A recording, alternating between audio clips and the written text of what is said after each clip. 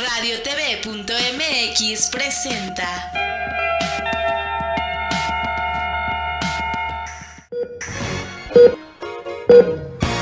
Pulso Saludable, cuidando tu estilo y forma de vida.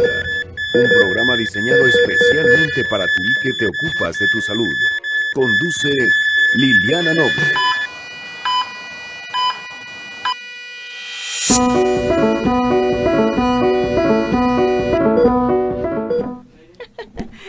Cuatro de la tarde con 3 minutos, 16 horas 3 minutos. Muy buenas tardes, tengan todas y todos ustedes. Soy Liliana Noble Alemán y no me escucho aquí por el micrófono. Ahorita me va a ayudar mi querido Awitz, como siempre. Gracias, corazón, por acompañarme en los controles técnicos. Y el guapísimo de Ro ya está acompañándome en la cámara.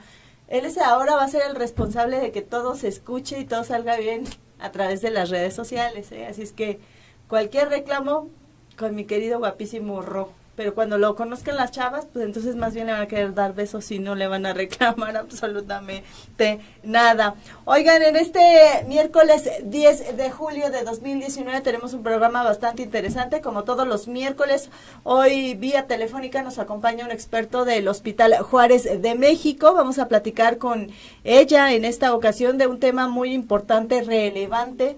Vamos a conocer las causas más importantes de la ceguera, un tema de cuidado, de puntual atención, como lo son muchos otros, pero aquí una de las enfermedades más importantes en el país, la diabetes mellitus, ahí juega un papel fundamental en estas enfermedades. Ya nos platicará más adelante la experta de qué se desarrolla este tema de las enfermedades que generan ceguera, las más importantes y sobre todo las más frecuentes en el país, en México. También le quiero platicar que vía telefónica una experta en temas de neurología pediátrica nos va a platicar sobre el trastorno de déficit de atención e hiperactividad, conocido como TDA. Este trastorno, si se caracteriza por niños que de pronto son demasiado inquietos, que no culminan las tareas y que se mueven de un lugar a otro, etcétera, está de alguna manera estigmatizado. Hay que hablar al respecto con los familiares, con el propio niño, entender el entorno, que sus compañeros conozcan la circunstancia por la que vive para que entienda de pronto el porqué de su comportamiento, pero también si es necesaria la atención médica y recibir fármacos, lo más recomendable es que los utilicen los pequeños, eso lo dicen los expertos, porque esta es una manera de poderle ayudar para que al final el niño o la niña sean personas productivas, culminen sus estudios, tengan una carrera exitosa y lleguen a desarrollarse bien en forma. De lo contrario, a veces se vulneran y entonces pudieran llegar a sufrir de algún tipo de discriminación y a lo mejor no culminar con sus estudios y tal vez pudieran ser susceptibles a la utilización de drogas, de muchas circunstancias, porque de pronto esta necesidad de empatía en el entorno que ellos es complejo para ellos, pues bueno, los medicamentos le ayudan fácilmente a los niños. Y como siempre, Vanessa Reyes Almaguer nos tiene información importante de lo más destacado que se genere en Secretaría de Salud justamente con el tema del TDA.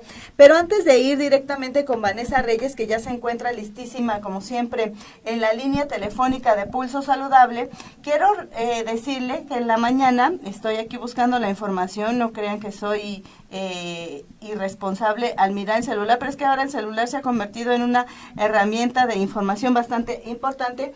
Y bueno, en la mañana tuve la fortuna de estar en conferencia de prensa para conocer un poquito más del cáncer, de los más temidos, de los más agresivos, conocido como melanoma. Es un cáncer que existe en el mundo, es un cáncer que también existe en el país, pero una manera muy fácil de poder evitar que seamos presas de este cáncer tan agresivo o de otros cánceres de piel tan importantes es justamente colocándonos cada 4 horas, no que es una versión de HelioCare 360, es un bloqueador solar en forma de mousse, como el del mousse que nos ponemos en el cabello, pero ahora ya lo hicieron para la cara, para el cuerpo. y hay que colocarlo, ya lo dicen los expertos, cada 4 horas. Y también hay otra versión que es gel para los caballeros que no les gusta sentir esta sensación grasosa en la cara. Esta es solo una muestra médica, pero ustedes los pueden conseguir en su farmacia dermatológica de preferencia. Y también algo muy novedoso que me gusta mucho de esta marca es que ellos diseñaron esta pulsera. A ver si la alcanzan a ver, a ver si mi querido Rose alcanza a ver esta pulsera. Aquí tiene unos colores. Y entonces, aquí está la explicación de esta pulsera. Y dice que la pulsera alerta de la intensidad de la radiación de los rayos UV que el sol transmite a la piel. Incluye, gracias mi querido Awitz, incluye un sencillo medidor que cambia de color. Estas líneas que se ven aquí de colores, pues cambian.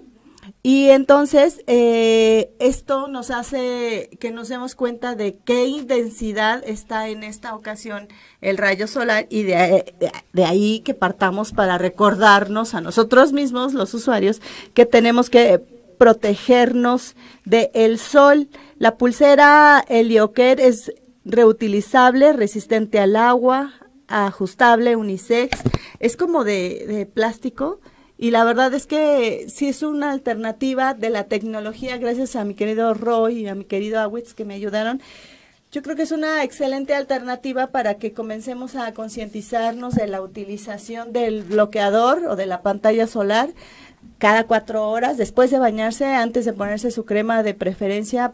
Primero el bloqueador solar y luego todo lo que usted quiere, y cada 4 horas estar recambiándolo. Inclusive los expertos señalan que esta actividad que tiene que ser periódica y constante, lo tenemos que hacer no solamente cada 4 horas, si es que estamos a la intemperie o en una zona de playa, incluso en la ciudad también tenemos que hacerlo. Así es que bien por esta marca, que más adelante estarán los expertos platicándonos justamente de este cáncer de piel, conocido como melanoma, pero también de las alternativas de esta marca de Helioker para la protección de la piel, el órgano más grande del cuerpo. Y sin más preámbulos, ¿qué le parece si me despido por unos minutos de redes sociales? No sin antes recordarle que nos puede seguir a través de la página en línea de esta empresa, que es www.radiotv.mx, simultáneamente siempre que tengamos invitados en línea. Y hago esta mención porque nos vamos a salir de redes sociales para tener nuestros 2 enlaces telefónicos, para que usted no se pierda nada de Pulso Saludable. Véanos a través de www.radiotv.mx. Y mientras tanto vamos a escuchar a mi querida Vanessa Reyes Almaguer, que nos tiene información muy, muy interesante. Tú me dices si ya está listísimo, mi querido Awitz. Pues Vanessa Reyes, como siempre, un placer. Muy buenas tardes. Hola, ¿qué tal, Liliana? Muy buenas tardes. Un saludo para ti y todo nuestro auditorio. El 13 de julio se conmemora el Día Mundial del Trastorno por Déficit de Atención e Hiperactividad. Esta condición impacta en diferentes áreas de la vida, como la escuela, familia, trabajo y economía. En México existen aproximadamente 22 millones de niños, de los cuales 5 al 7% tiene TDAH y alrededor del 4 a 5% continuará con síntomas hasta la vida adulta.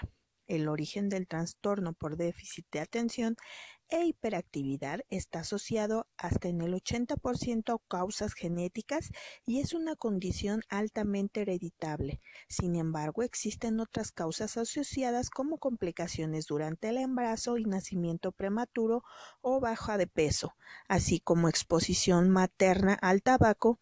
Todas estas son factores que influyen en el neurodesarrollo. Otro tema de gran importancia en la presencia del TDAH es en la edad adulta, ya que cuando es tratado condiciona más riesgos de trastorno del sueño, baja autoestima, irritabilidad, problemas laborales, accidentes automovilísticos, rechazo social, mal manejo de las finanzas, divorcio, entre otros. El diagnóstico está basado principalmente en los síntomas que se presentan en el paciente. Para ello se realizan entrevistas y se aplican escalas con la intención de recabar información que corresponda a los criterios basados en el Manual del Diagnóstico y Estadísticas. Tiene 3 características de cómo se presenta: innata, distracción e incapacidad para mantenerse enfocado; impulsividad, hiperactividad, incapacidad para detenerse y movimientos en exceso. Combinado, es una mezcla de los 3 anteriores. Actualmente se sabe que el tratamiento del trastorno debe ser multidisciplinario. En el paciente, médicos especialistas, psicólogos y terapeutas. Dentro de los objetivos de este abordaje se encuentran favorecer la adaptación escolar, mejorar la socialización, disminuir los síntomas de distracción e implementar medidas de organización que mejoren el funcionamiento del paciente dentro de su entorno. Hasta aquí mi reporte, Liliana. Muy buenas tardes.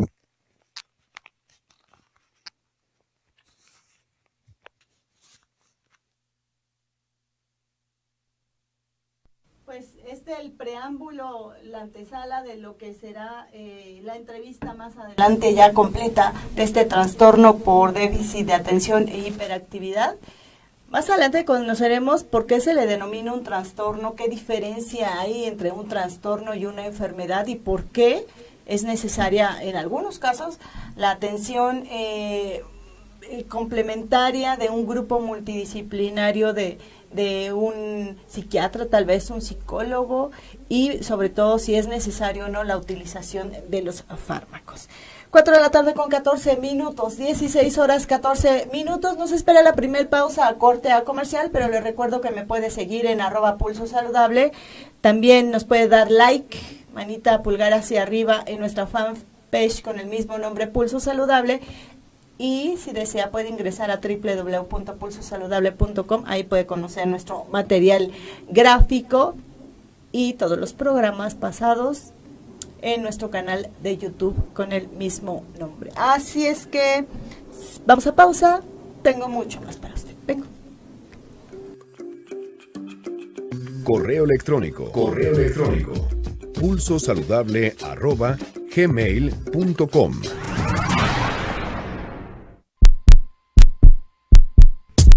Para saber más, los rayos solares en exceso son causantes de envejecimiento prematuro, léntigos y hasta cáncer de piel. Esto lo puedes evitar si al terminar de bañarte cubres tu piel con una delgada capa de pantalla o bloqueador con factor de protección solar del 50 o más todos los días. Esta actividad deberás repetirla cada 4 horas sin importar si estás en una alberca.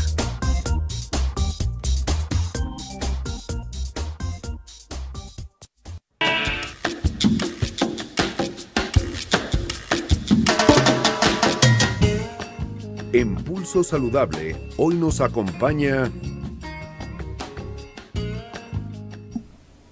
4 de la tarde con 17 minutos, 16 horas 17 minutos. Les recuerdo que estamos transmitiendo completamente en vivo a través de la plataforma de esta empresa, que es www.radiotv.mx. ¿Quiere conocer a la doctora que estamos a punto de entrevistar?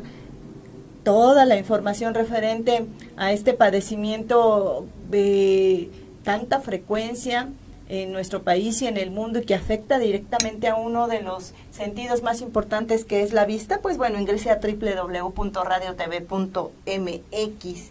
Y ya se encuentra conmigo, tal y como le decía, en la línea telefónica, la doctora María Guadalupe Colas Calvere. Ella es médico adscrito al servicio de oftalmología del Hospital Juárez de México, y con ella vamos a platicar de las principales causas de ceguera tratable.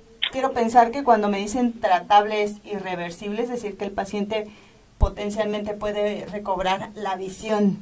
Doctora, como siempre un placer platicar con usted estos minutos. Muy buenas tardes. Buenas tardes.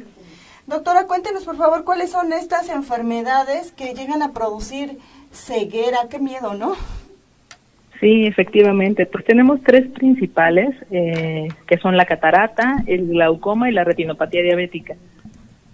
Cataratas. Estas enfermedades, como usted bien lo dice, son algunas enfermedades que tenemos como las causantes principales de ceguera en edad reproductiva. Entonces, es decir, afectan a los pacientes cuando están en edad en la que pueden trabajar, lo que es un impacto muy importante en nuestra población. Claro. Las cataratas, empecemos por cada una de ellas. Las cataratas, ¿por qué ocurre? ¿Por qué un paciente puede tener cataratas, doctora? ¿Me escucha? Hola. Sí, ahí sí. Ahí sí. Doctora, le preguntaba, de primera instancia, las cataratas, uno de estos 3 padecimientos, ¿por qué nos pueden llegar a ocurrir en el trayecto de la vida a los seres humanos las cataratas? La catarata es multifactorial. El principal factor, el que va a ser visto asociado, es la presencia de diabetes mellitus, que es una enfermedad crónica que sabemos que es bastante agresiva y afecta a varios organismos. Uno de ellos es el cristalino, y cuando el paciente tiene niveles elevados de glucosa, también se puede manifestar opacando más rápidamente el cristalino y formando una catarata. Los otros tipos de catarata generalmente son cuando los pacientes se exponen a radiación, que no es muy común en nuestro país, pero es otra causa, o en niños que nacen ya con una catarata congénita. Generalmente son pequeños que tienen alguna carga con un virus, ya sea sarampión, rubiola o algún otro antecedente que haya ocurrido durante el embarazo. Oiga, doctor, ¿y qué son en realidad las cataratas?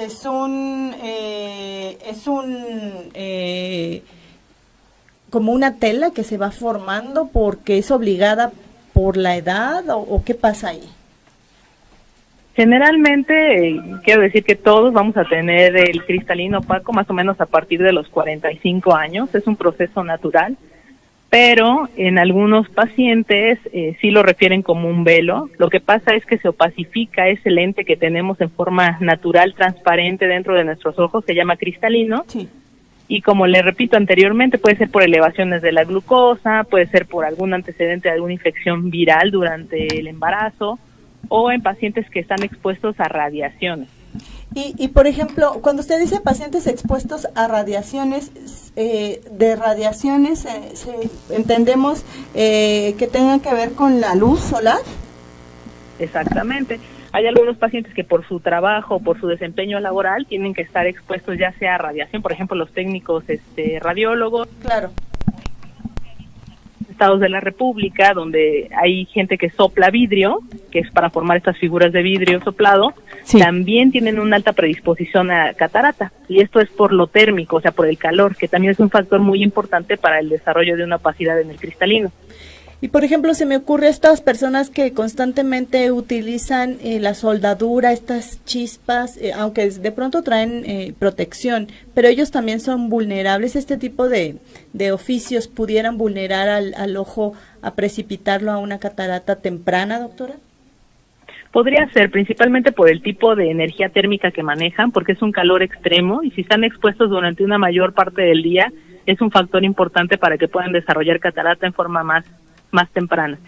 Ahora, en el segundo tema, el glaucoma. ¿Por qué ocurre el glaucoma? ¿Qué le pasa al ojo que se eleva la presión y esto nos puede llegar a producir ceguera?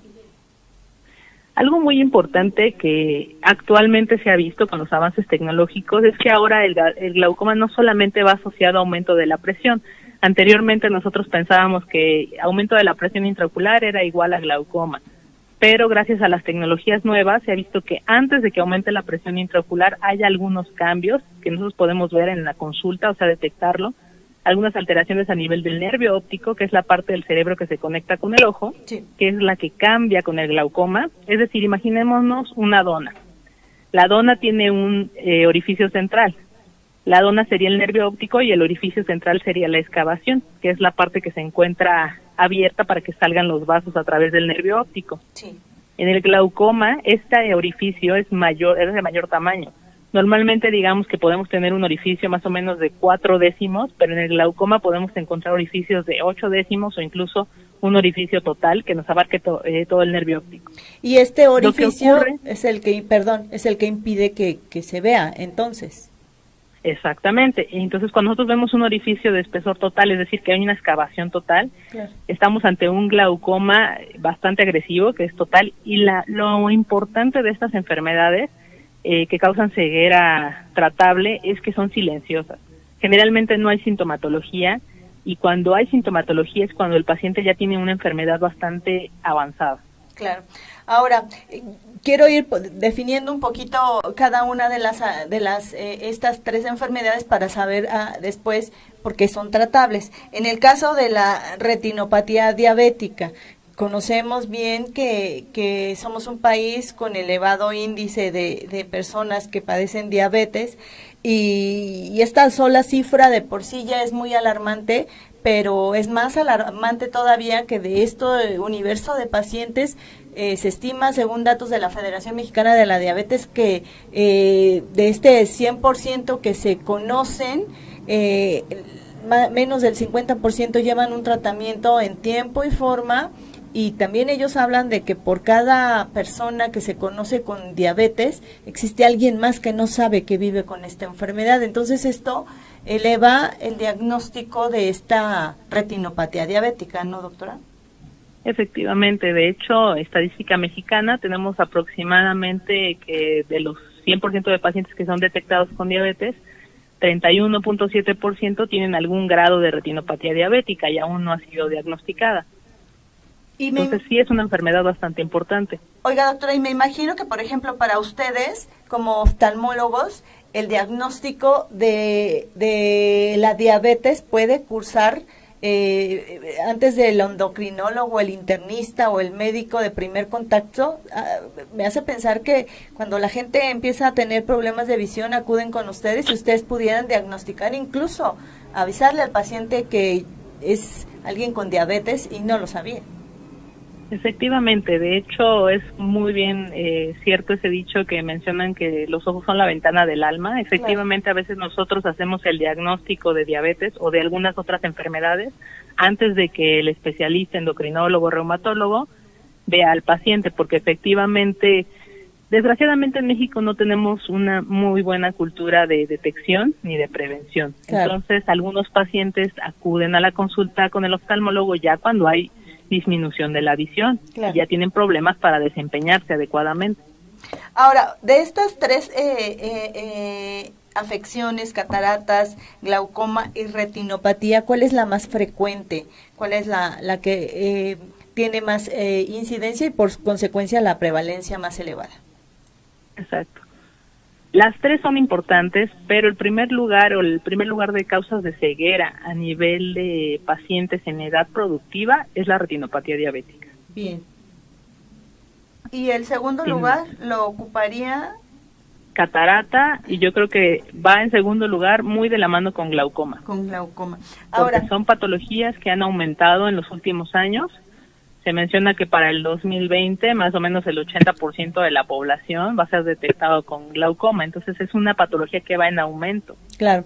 Ahora, doctor, usted también nos decía que estas tres afecciones pueden ser tratables, y esto quiero pensar que depende del tiempo de evolución de la enfermedad y del daño que ésta ya haya desencadenado en el ojo, en el nervio, en la presión, etcétera, en toda la explicación que usted nos dio puntualmente de cada uno de los lugares que se ven afectados, tanto con las cataratas como el glaucoma y la retinopatía, pero todavía hay esperanza de que el paciente pueda seguir conservando su visión. Efectivamente, yo creo que la más tratable sería la catarata en primer lugar, porque si no hay ninguna otra afectación, es decir, no se acompaña de retinopatía diabética o glaucoma, la evolución del paciente es formidable, la recuperación es al 100%, quitando el cristalino opaco y poniendo un lente intraocular transparente, de esa forma puede recuperar la visión previa. En el caso de retinopatía diabética también es muy importante el tiempo del diagnóstico, porque entre más nos tardemos en hacer la detección es el daño mayor que va a provocar a nivel de la retina. Claro. No es lo mismo tratar una retinopatía que tiene características de alto riesgo, por decirlo así, y que tenemos que aplicarle láser y tratar de apaciguar de cierta forma la enfermedad, porque lo que hacemos es tratar de que vaya lo más lento posible, a tratar de hacer una cirugía de retina, que es una vitrectomía, ya en un paciente con un desprendimiento de retina, porque obviamente ahí ya hubo un daño importante, hubo isquemia, falta de oxígeno y varios cambios que ocurren a nivel de la retina. Sí. Y en el glaucoma, efectivamente hay tratamiento. Al inicio generalmente se empieza con medicamentos tópicos, es decir, gotas, para tratar de controlar la presión y los cambios que hay a nivel del nervio óptico, y en algunos casos es importante mencionar que sí se realizan cirugías para glaucoma, que son para crear un sistema de drenaje externo, es decir, para ayudar al ojo a tratar de disminuir esa producción de humor acuoso, o sea, del líquido que produce el ojito, tratar de drenarlo por otras vías alternas. Entonces, si hay estas alternativas en materia de elementos médicos, de la tecnología, que se puede echar mano de todo ello, ¿qué nos corresponde a los seres humanos, a los ciudadanos, hacer para evitar que estas enfermedades cursen por nuestra vida y se conviertan en una enfermedad tal vez no catastrófica, pero sí una enfermedad que discapacita nuestra calidad de vida, y esto sí puede llegar a volverse en un tema catastrófico a nivel familiar, sobre todo refiriéndome, doctora, a lo que usted puntualmente menciona, que aparecen y se cursa con estas enfermedades habitualmente en la etapa productiva, en donde ella o él son el sustento tal vez de su familia o el sustento propio, pero son completamente productivos. Efectivamente, yo creo que para cada una de las patologías hay algunos puntos muy importantes que tiene que tener en cuenta la población. Sí. Por ejemplo, para el glaucoma, una de las causas frecuentes es que sea hereditario. Entonces, si nosotros tenemos algún familiar, aunque sea un tío lejano, que no sepamos el motivo o causa por la cual haya quedado ciego o haya tenido algún problema a nivel ocular, hay que acudir al oftalmólogo. O sea, para las tres yo creo que es acudir al oftalmólogo una vez al año, tengamos o no tengamos algún síntoma, porque como comentábamos, son enfermedades silenciosas. O sea, la ceguera ya se da en etapas muy avanzadas. En el caso de los pacientes diabéticos es puntual y de suma importancia que los pacientes diabéticos tipo 2 acudan al oftalmólogo en el momento del diagnóstico. Y los diabéticos tipo 1, que generalmente son los jóvenes o los niños, pueden esperar incluso 5 años posteriores al diagnóstico, pero es importante que acudan anualmente a revisión. Claro. Y en el caso de las cataratas, efectivamente hay que acudir a revisión, tengamos o no tengamos baja visual. Principalmente si tenemos algún factor de riesgo asociado, ¿no? O sea, si trabajamos con energía térmica muy aumentada, incluso hay un tipo de catarata que es la traumática, que es secundaria a algún golpe. Si tuvimos algún golpe en los ojos, hay que acudir al oftalmólogo, esto es de suma importancia. Doctora, ¿cuál sería su mensaje final en esta tarde en Pulso Saludable? ¿Me escuchó? Doctora. Doctora, ¿cuál, no se preocupe, ¿cuál sería su mensaje final para nosotros en esta tarde? Yo creo que mi mensaje final sería que hay que cuidar nuestros ojos, acudir al oftalmólogo mínimo una vez al año para ser revisados, y en pacientes diabéticos, por favor, hay que cuidar muy bien sus niveles de glucosa y mantenerlos dentro de parámetros adecuados. Y por ejemplo, la revisión al oftalmólogo, aunque no seamos pacientes que nos conozcamos con diabetes, ¿cada cuándo sería recomendable, doctora?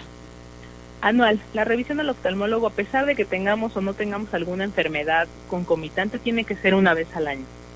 Perfecto. Doctora, pues le agradezco enormemente haber participado estos minutos este día en Pulso Saludable. Le mando un gran abrazo y seguramente esta es la primera de muchas más entrevistas con usted.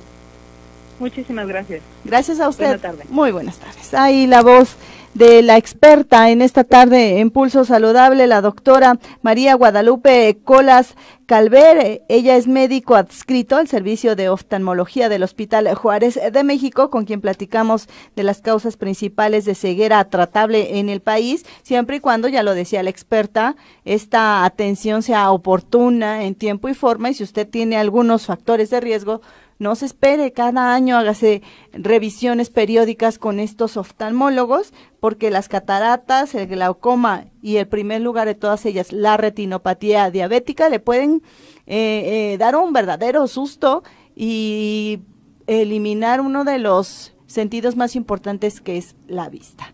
4 de la tarde en Pulso Saludable, 4 de la tarde con 34 minutos, 16 horas 34 minutos. Tengo todavía pausa y mucho más para usted. Vengo. Visita nuestra página en línea www.pulsosaludable.com.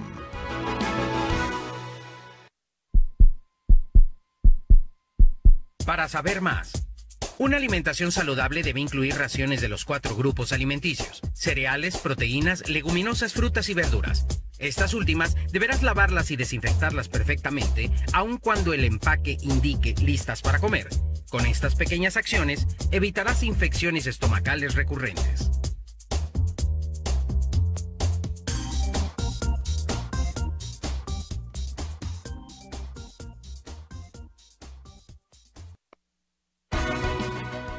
Visita nuestra página en línea www.pulsosaludable.com. En Pulso Saludable también nos ocupamos de tu salud mental. En 4 de la tarde con 37 minutos, 16 horas 37 minutos. Les recuerdo que estamos transmitiendo completamente en vivo a través de la plataforma de esta empresa, que es www.radiotv.mx. Y ya se encuentra conmigo en la línea telefónica una experta en temas de neurología pediátrica, y le decía yo en el inicio de Pulso Saludable, vamos a platicar con ella sobre el trastorno por déficit de atención e hiperactividad, conocido como TDA. Ya la experta nos irá en el desarrollo de la entrevista puntualizando que sí, que no es TDA. Atención, mamás, papás, compañeritos de la escuela, profesores. No todos los niños que sean inquietos es igual a TDA, y no todos los TDA deben negarle los papás la oportunidad de un tratamiento, y me refiero a las medicinas, porque de pronto el niño ya está diagnosticado que sí tiene TDA y que sí requiere el tratamiento, y los papás se niegan, y entonces coartan la felicidad, el desarrollo, la productividad de este pequeño o pequeña, y no se vale, porque los medicamentos están hechos, cuidadosamente investigados, justo para poder apoyar a estos pequeñitos. Entonces ya se encuentra la doctora Gisela Fuentes en la línea telefónica. Le cuento un poco de la trayectoria profesional de esta mujer. Ella es licenciada médica, cirujana y partera por la Facultad de Medicina de la Universidad Autónoma de Puebla. Además tiene estudios de posgrado, especialista en pediatría y neurología pediátrica por el Hospital Infantil de México Federico Gómez y la Universidad Nacional Autónoma de México. Además está certificada por el Consejo Mexicano de Certificación en Pediatría, AC, y por el Consejo Mexicano de Neurología, Asociación Civil también. Es miembro de la Academia Mexicana de Neurología y de la Sociedad Mexicana de Neurología Pediátrica, y es médico adscrito al Hospital General ISSSTE de Tlaxcala. Doctora Griselda, gracias por tomar la llamada de Pulso Saludable. Muy buenas tardes. ¿Qué tal? Muy buenas tardes. Agradeciendo mucho las atenciones para esta plática. Muy bien, doctora. Antes que nada quiero agradecerle. Yo sí la escucho. ¿Tú la escuchas? No la escucha. Doctora, me están diciendo que tenemos un poco de problemas con la comunicación. A ver, ¿ahí ya la escuchas? A ver, deme 2 segundos, doctora, porque creo que usted nos escucha al aire y eso es lo que justamente queremos. A ver si ya me escucha. Ahí, como ves, ¿ya escuchas? A ver, doctora, díganos algo, por favor. Hola, buenas tardes. Hola. Doctora. Hola, buenas tardes. No, yo sí la escucho, pero tú no escuchas. ¿Sabes qué puedo hacer? Acercar un poco el micrófono, ¿no? A ver, doctora, ahora sí. Cuéntenos, por favor. Muy buenas tardes, gracias por tomar la llamada de Pulso Saludable. Cuénteme, por favor, ¿qué es esto del trastorno por déficit de atención e hiperactividad? Claro que sí. Bueno, pues vamos a platicar de lo que es un trastorno. Es un trastorno neuroconductual que va a tener un inicio en la infancia. Actualmente sabemos que tiene un origen biológico y que va a afectar la capacidad para prestar atención, regular el nivel de actividad o actividad motora, pues, e inhibir o frenar comportamientos. ¿Los niños o las niñas con este trastorno están enfermos? Es decir, ¿tienen una enfermedad o por qué se le llama trastorno?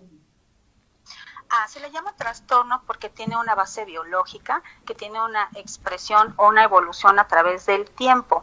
Y entonces lo que sabemos en la actualidad es que hay una causa multifactorial donde van a interaccionar diferentes eventos como los prenatales, biológicos, ambientales. Tomamos en cuenta también la psicopatología de los papás y, por supuesto, si el niño está expuesto a alguna experiencia adversa durante la infancia. Claro, pero esto no significa que el niño, porque sea un trastorno, no requiere de una atención médica como tal.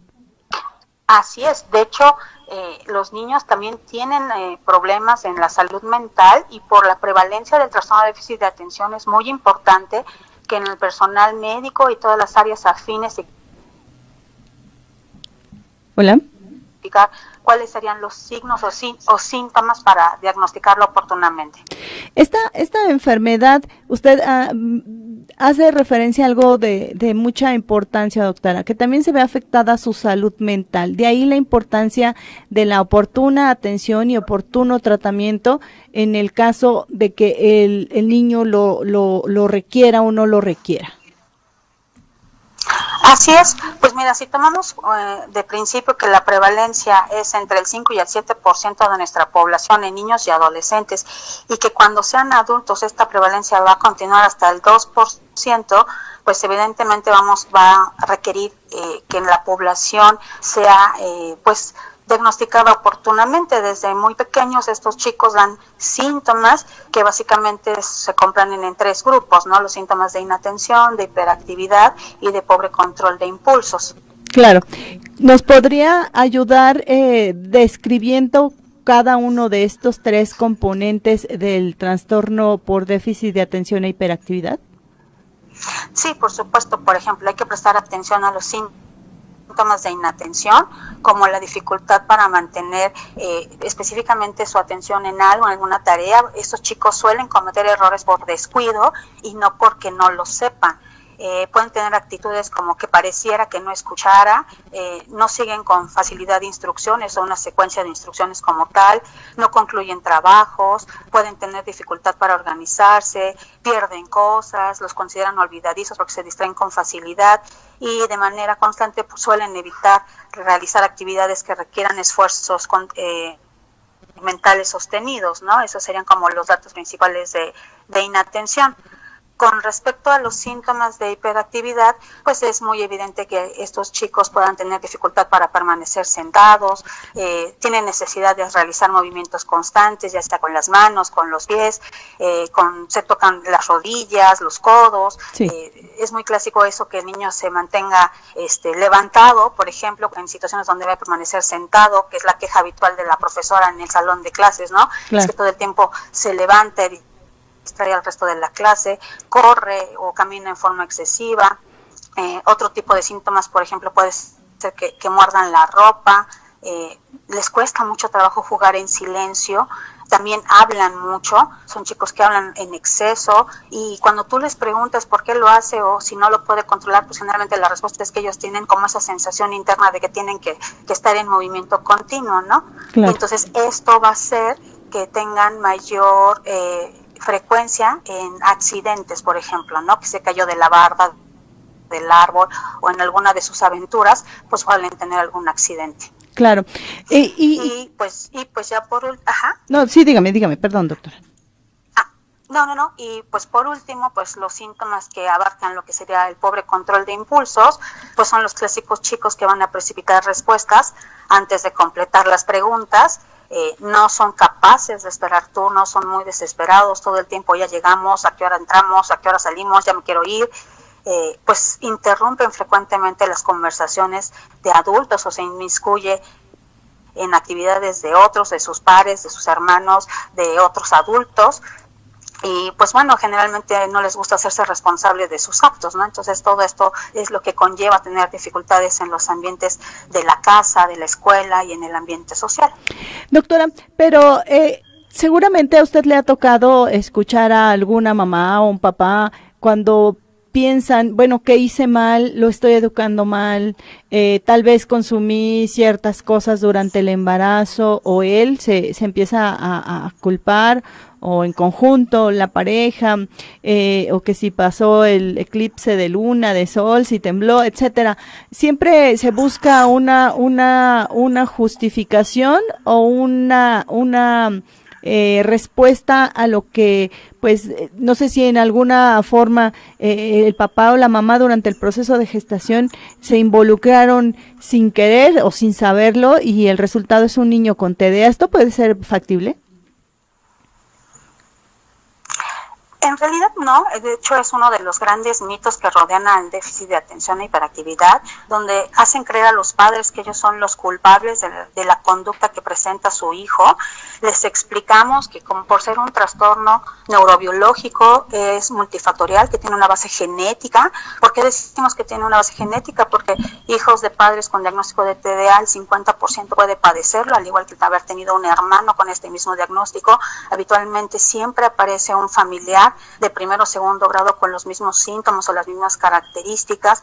Les explicamos a los papás que sí sabemos en la actualidad que hay factores que se han asociado a esta presentación del trastorno, como por ejemplo el consumo de tabaco, de alcohol, el haber tenido un embarazo con amenazas de parto prematuro, la preeclampsia, el haber sido prematuro, el haber nacido con bajo peso, pero siempre les explicamos que son multifactoriales, o sea, va a ser la suma de todo ello y evidentemente la forma o el método de crianza, ¿no? Evidentemente nos enfrentamos en la actualidad a familias que pueden ser muy permisivas, donde no hay figuras de autoridad, donde no hay límites, y entonces eso es poco favorecedor para nuestros pacientes, ¿no? Entonces también hay que tomar mucho en cuenta tanto el temperamento del chico como es el tipo de crianza de los padres y de los cuidadores, ¿no? Porque también los papis estamos en una época donde ambos trabajan, ambos son profesionistas en muchas ocasiones y los niños quedan al cuidado de los abuelos o de alguien más, ¿no? Y entonces eso también afecta la evolución del padecimiento. Claro. Entonces, en este caso, ¿cuál es el diagnóstico? ¿Cómo ustedes, los expertos, se dan cuenta y determinan que este pequeñito o pequeñita tiene este trastorno de TDA? Sí, por supuesto. Definitivamente los criterios diagnósticos siguen siendo 100% clínicos. Nosotros basamos esto en base a las recomendaciones del DSM-5, que son las guías para hacer los diagnósticos de los trastornos mentales. Y entonces, lo primero que le explicamos a la familia es que los síntomas aparecen a una edad temprana, tiene que ser antes de los 12 años de edad, cuando nosotros empezamos a ver estos síntomas que ya hablamos que son de inatención, de hiperactividad y de impulsividad, que deben estar presentes o afectar dos o más ambientes, en este caso el ambiente escolar, el ambiente de casa o lo social, por supuesto. La duración también es un factor o un criterio diagnóstico, tiene que permanecer estos síntomas por más de 6 meses sí. Y necesariamente tiene que haber una repercusión en su rendimiento escolar o alguna de esas situaciones. Claro. También tendremos que hacer como los diagnósticos diferenciales porque estos síntomas no tienen que estar asociados o relacionados con alguna enfermedad o ingesta de medicamentos, por ejemplo, que como efecto adverso te pueden dar hiperactividad o alteraciones del sueño y cuestiones de este tipo, ¿no? Irritabilidad y demás.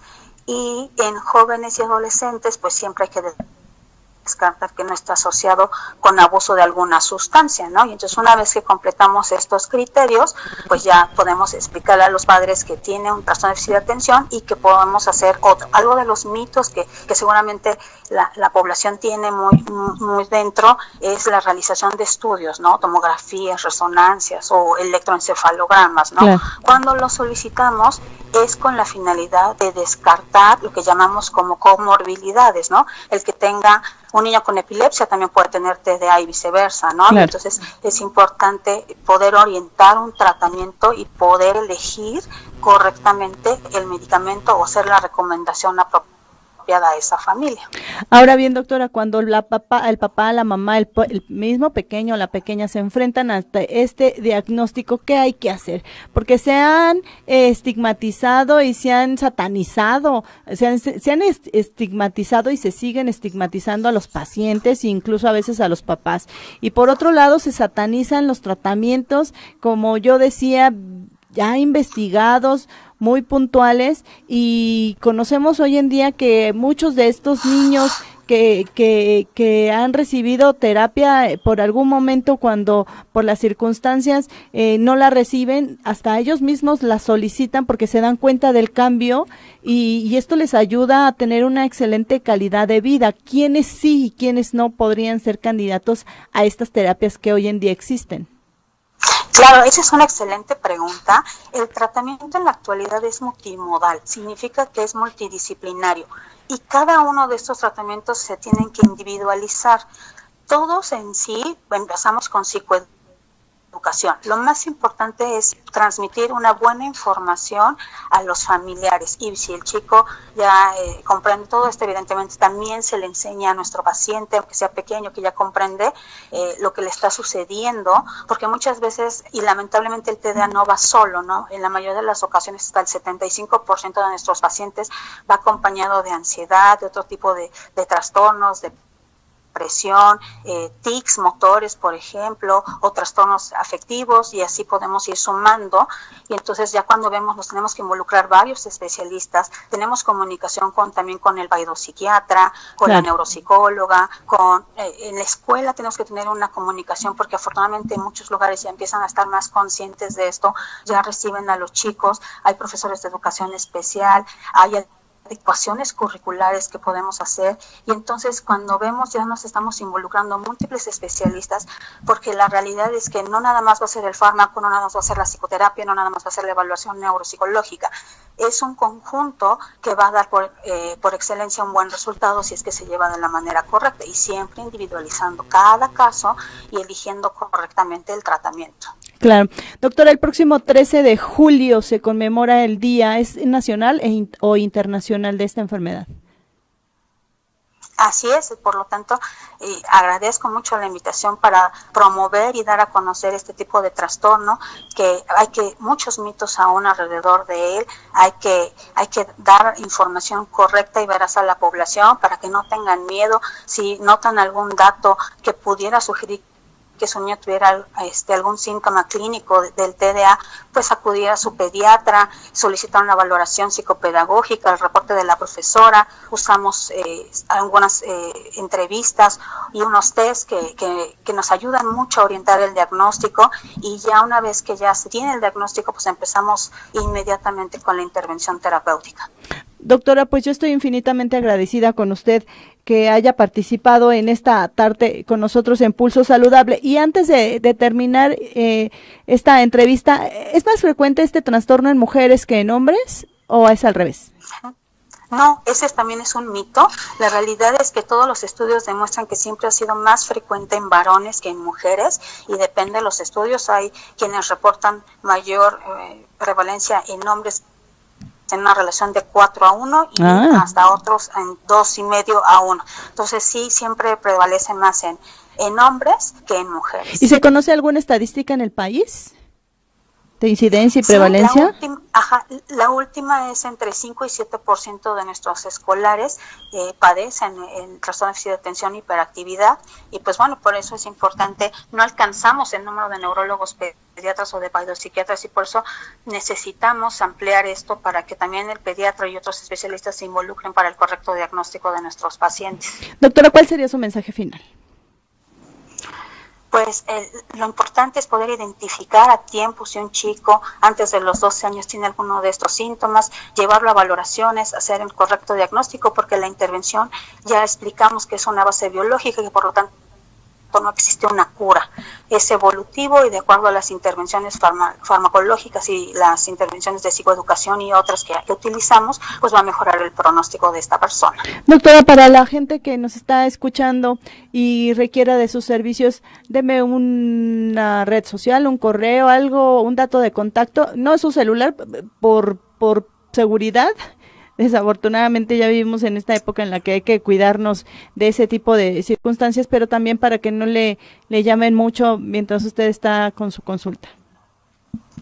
Sí, por supuesto. Me pueden encontrar en el correo electrónico grisfuentesfuentes@hotmail.com. Muy bien. A ver si me ayudas, mi querido Awitz, con el correo de la doctora, grisfuentes@hotmail.com. Doctora, muchas gracias, y que sea la primera de muchas más entrevistas que seguramente tenemos usted y yo que platicarle al auditorio, más bien usted y yo preguntarle, porque esto de la neurología pediátrica da para mucho, ¿no?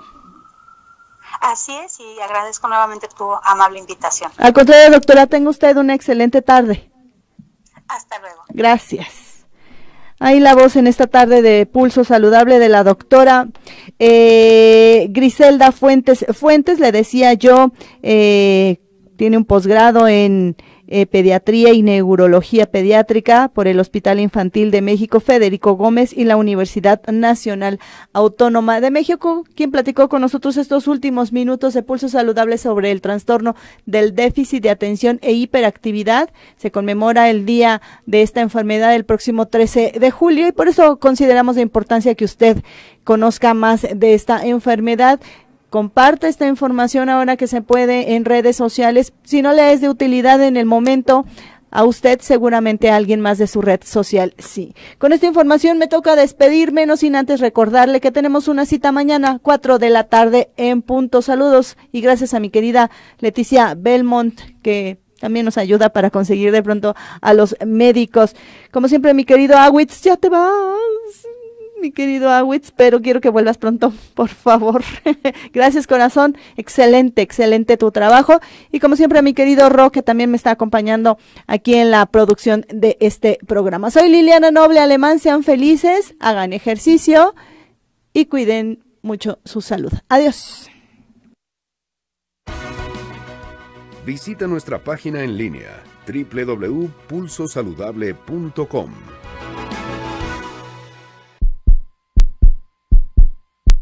Para saber más, fumar no solamente ocasiona graves daños a tu salud. Una sola colilla puede contaminar entre 8 y 10 litros de agua del mar y hasta 50 litros si se trata de agua dulce. Al dejar de fumar, no solamente cuidas tu salud, también cuidas el planeta.